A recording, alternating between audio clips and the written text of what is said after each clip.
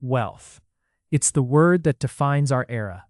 We see it celebrated, chased, lost, and rebuilt every single day. But here's what most people get wrong. They're looking in all the wrong places. They're chasing cryptocurrencies that vanish overnight. They're buying into memes and trends that collapse within months. They're treating money like it's a game with infinite resets. And then, inevitably, they lose everything. But throughout human history, across empires and centuries and complete financial revolutions, two assets have remained absolutely unshakable: gold and land. These aren't glamorous. They don't promise you quick returns or viral growth. They don't make headlines, but they're still here and they still work.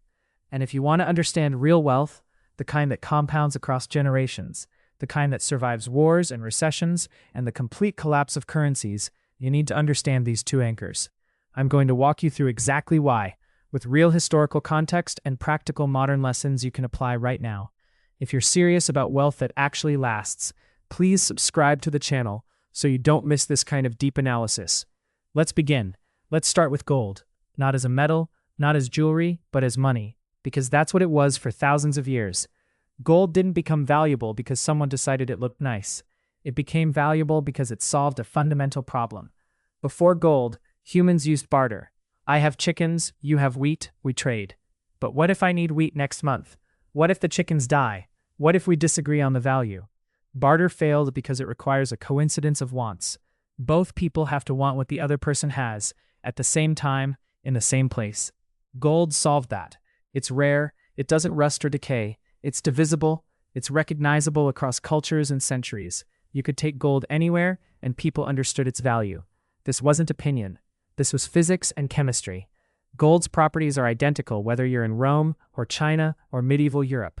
And so, for over 5,000 years, gold became the foundation of every major economy on Earth. But here's where the history gets crucial for understanding modern wealth. The gold standard meant that a nation's currency was literally backed by gold.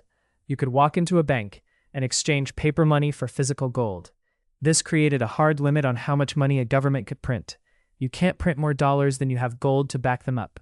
This discipline sounds boring, but it was everything. It meant currency actually meant something. It meant inflation was real but controlled. It meant wealth couldn't be printed into worthlessness overnight. Then, in 1971, President Nixon ended the gold standard. The United States, facing inflation and international pressure, decided that paper money no longer had to be backed by physical gold. This was presented as a technical adjustment, but it was actually a revolution. Suddenly, governments could print as much currency as they wanted. There were no breaks, there were no physical limits. And here's what happened next. Since 1971, the US dollar has lost roughly 85% of its purchasing power. $100 in 1971 is worth about $15 today in actual buying power. That's not inflation in the abstract sense. That's your money becoming progressively worthless, no matter how much of it you have. But gold? In 1971, gold was about $40 per ounce. Today, it's over $2,000 per ounce. It's not that gold got more valuable, it's that the currency got weaker. Gold just maintained its value. It held the line. This is why gold matters in the modern world, even though we no longer use it as currency, because gold is a hedge against currency debasement. When governments print money endlessly, gold protects you. When inflation runs wild, gold holds its purchasing power. When banks collapse or geopolitical crises emerge, gold is portable, divisible, and universally recognized. You can't say the same about stocks or bonds or real estate during a genuine crisis. But gold, it travels with you. It always has a market. It's been money for 5,000 years, and nothing suggests that's changing in the next 5 years. But gold is only half the story. And honestly, it's the smaller half, because gold is portable wealth, but land is productive wealth. And that's where the real difference lies. Land doesn't just sit there holding value like gold does. Land produces. It generates food. It holds buildings. It creates shelter. It's the foundation of agriculture, industry, and civilization itself. You can't build a society on gold. You need land. And because land is finite, because you can't create more of it, because every population center requires it, land has always been the true seat of power and wealth. Look at feudalism. The fundamental structure was simple. The king owned the land, and everyone else was bound to it. Why? Because land was everything. It was the source of food, taxes, power, and continuity. The nobility didn't accumulate gold coins. They accumulated land. Land was passed down through generations. Land grew more valuable as populations grew. Land couldn't be destroyed by inflation or currency collapse because land produces real goods.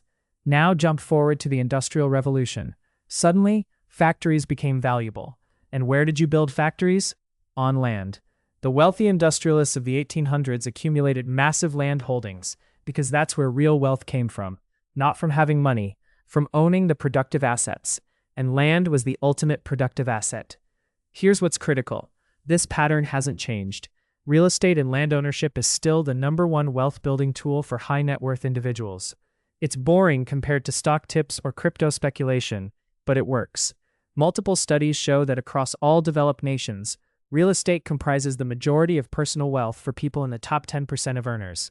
Not equities, not bonds, not precious metals. Real estate. Why? Because land has multiple sources of value. First, it appreciates. Quality land in desirable locations increases in value faster than inflation, meaning you build real wealth. Second, it generates income. You can rent it out. The tenant pays your mortgage, and you keep the difference as passive income. Over time, the tenant pays off your loan entirely, and you own a productive asset free and clear. Third, it's a leverage tool. You can borrow against land to purchase more land or other assets. Banks will lend you money far more easily for real estate than for almost anything else, because land has intrinsic value and can't be moved. It can generate crops, rent, commercial revenue, or simply provide security through utility. You can live on it, you can farm on it, you can build on it. Gold can't do any of that.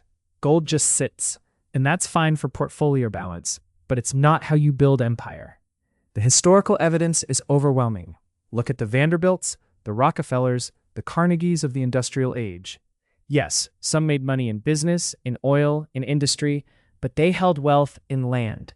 Real estate in major cities, agricultural land in productive regions, timberland, ranches.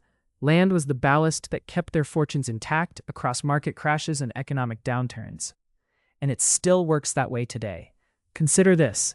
If you had bought 1 acre of land in Manhattan in 1900, what would it be worth now? Millions, tens of millions. That's not inflation. That's real wealth creation through land ownership. Meanwhile, if you had held gold for the same period, you'd have preserved value, but you wouldn't have created new wealth. You'd have kept the lights on, but land would have built the house. And here's the modern lesson that most wealth educators skip over. The best investors aren't trying to beat the market. They're trying to own productive assets. Warren Buffett, despite having more cash than almost any human alive, spends his time thinking about what businesses he can own outright. Elon Musk doesn't just hold Tesla stock, he owns the company. Jeff Bezos owns Amazon. They understand that wealth isn't about trading, it's about ownership. It's about controlling the productive assets themselves. And what's one of the first productive assets they acquire? Real estate. Bill Gates owns over 300,000 acres of farmland across America. Why? Not because he needs the income, because land is wealth. It's stable, it's productive, it's real. You can't print more of it. Now, let's talk about the practical modern lesson here, because this is where it gets actionable for you. In today's world, gold and land serve different but complementary roles in a wealth strategy. Gold is your insurance. It's the hedge against currency collapse and extreme geopolitical instability. Most financial experts recommend 5 to 10% of your portfolio in precious metals, primarily gold. Not because you expect to get rich on gold. You won't. But because when everything else is burning, gold holds. It's been holding for 5,000 years. During the 2008 financial crisis, when stocks crashed and real estate values plummeted, what held steady? Gold. That's not lucky. That's design. Land and real estate are your wealth builders.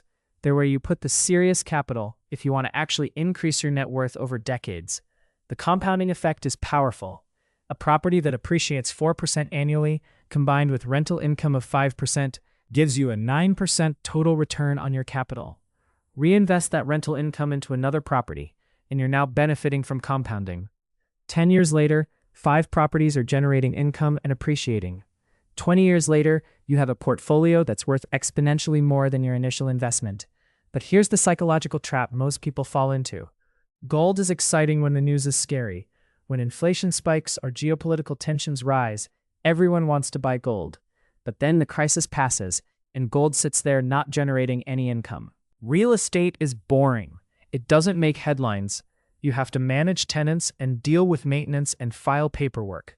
It's work. So people skip it and chase more exciting assets. But those exciting assets disappear. Gold and land, they're still here. Let me be direct. If you're young and you have capital to deploy, land and real estate should be your primary focus. Not all your eggs in one basket, obviously, but the bulk of your serious wealth building should be in real property, not trading, not speculation, actual ownership of productive assets. Buy a house in a good location, even if it's below your means. The rent you don't pay yourself is eventually paid to the bank, and the property appreciates. Or buy a small parcel of land in an area with growth potential. Yes, this takes capital. Yes, it takes patience. But this is how real wealth gets built. And then, reserve a small percentage for gold. Don't try to time it. Don't think of it as an investment. Think of it as insurance. Buy some physical gold. Maybe hold some in a secure vault. Not because you expect to get rich, but because it's the one asset that will survive if everything else collapses. Here's the fascinating historical reality that most people miss. During every single major financial crisis in modern history, the wealthy didn't sell their land. They might have sold stocks. They might have dumped bonds, but they held land because land produces income. During the Great Depression, when stocks were worthless, land was still being farmed. People still needed food. And the landowners who survived did so because their asset was productive, not speculative. The same thing happened in 2008. Real estate crashed, but the investors who held on eventually recovered because land is tied to the real economy. People need places to live. Businesses need space. Agriculture needs soil. These are not optional. They're foundational.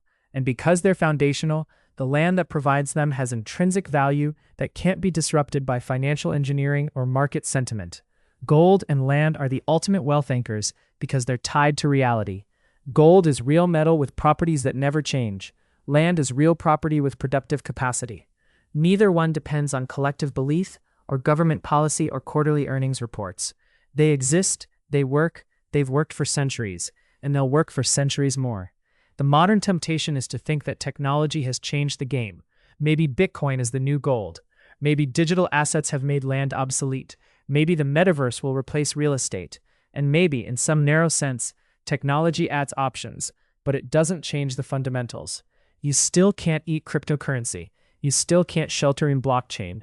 When the power goes out, or the internet collapses, or the next financial crisis hits, gold and land are still valuable.